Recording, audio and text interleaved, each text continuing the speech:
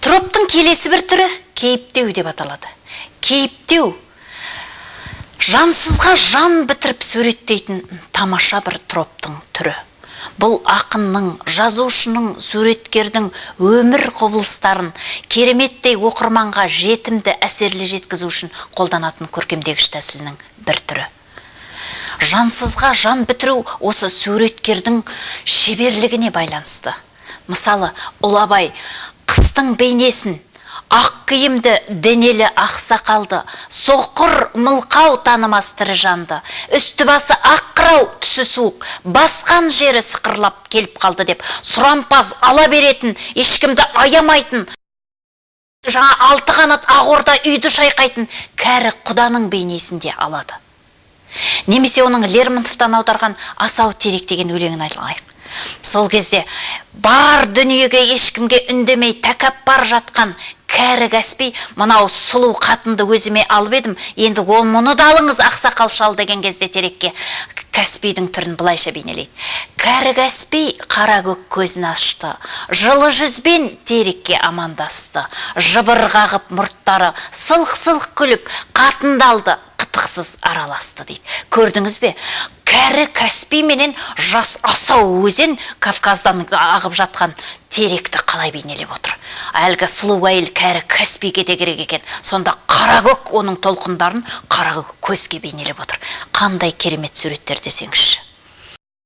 Мінекей, одан кейін сенегдіқы деп жатырмыз. Сенегдіқы бүтіннің орнына бөлшекті, бөлшектің орнына бүтінді. Жалпының орнына жалқыны, жалқының орнына жалпыны бейнелейтін құбылыс екен. Мысалы, Абайда атадан алтау, анадан төртеу, жалғыздық көрер жерім жоқ дейтін жері бар, 8 аяқта. Сонда атадан алтау дегенде 6 санды айтып отырған жоқ, 6 ағайынды өзінің ағалы інілерін айтып отыр. Анадан төртеу бір ұлжаннан туған өзінің туған туыстарын айтып отыр.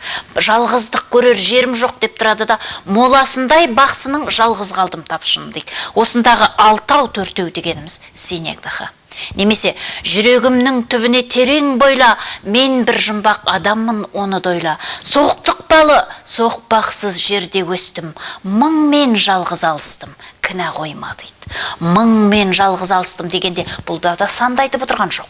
Мың наданмен мені түсінбейтін, мың меңіреуменен алыстым деп отыр Қайран ақын. Міне меңзеу, сенегдіқы дегеніміз, бұл да көркем әдебиетте ерекше бір рөл атқарады екен. Енді эпитетке келейік. Бұл айшықтау деп аталады, троптың айшықтау деп аталатын түрі, көркем сөздің. Бұл затты ұқсас қасиеттеріне байланысты ешбір жұрнақсыз қатар қойып тұрып суреттейді де айшықтайды сөзді. Мысалы, жасыл желек, немесе дымқыл тұман, сұр бұлт, түсі суық, Абайдан айтып отырсақ, немесе еркін дала, сенсің ана, жүрегің кең, кең дана. Мейірім дана сен ғана дейтін жер бар. Міне осы жерде. Немесе Абайдың шоқпардай кекілі бар қамыс құлақ деген жерде шоқпардай деген сөзінен басқасының бәрі де эпитет.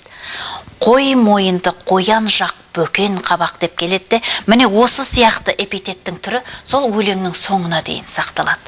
Қиғашқас оймақ ауыз беу қарағым дейді. Оймақ ауыз, күлім көз, қиғашқас. Мұның бәрі міне көркемдік тәсілді ерекше сипаттау үшін көрініп отыратын эпитеттің сан қырлы түрлері екен.